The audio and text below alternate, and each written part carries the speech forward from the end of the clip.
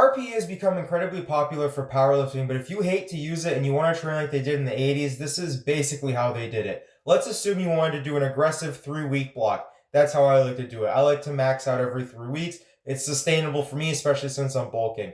What you're going to do is you're going to plan your new PR 3 weeks in advance and work backwards from that. So there's a lot of variability here, and it depends on the lifter. And you do have to use auto-regulation, but it's not like RPE. Week 1, you're not going to go, ooh, that was a 7. Ooh, that was an 8. No. You have an objective number before you step into the gym, and that's why a lot of people love training like this. So let's say your 5-rep max was 305 for 5, assuming you want to do sets of 5 for this block. Take, say, 30 pounds off of that. Do that for 5 sets of 5 on week 1. Shouldn't be that hard. Shouldn't exactly be easy.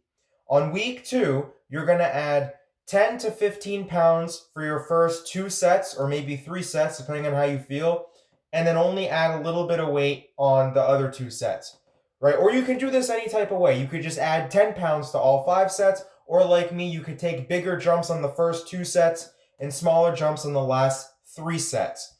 And then on week 3, you're going to take your first set for a top set. You don't have to do it this way. Like I said, there's variability. I love top set training. Your first set of your 5x5, you're going to add 5 pounds to what your old PR was.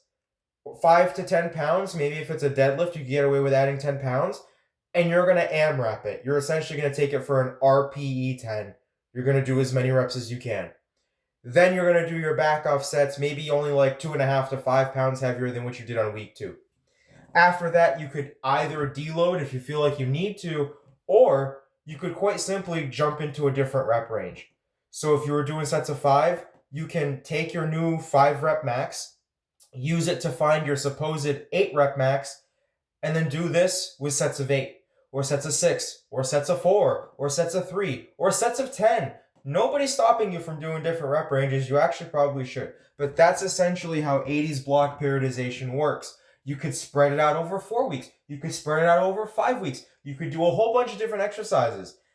It's a lot simpler for me, even though you have to do math, than RPE. Because I don't know about you, but training old school is more cool and sustainable, and it's not about maxing out all the time, versus auto-regulation every single set going, yeah, that was a 7, yeah, that was an 8, oh, that was an 8.752.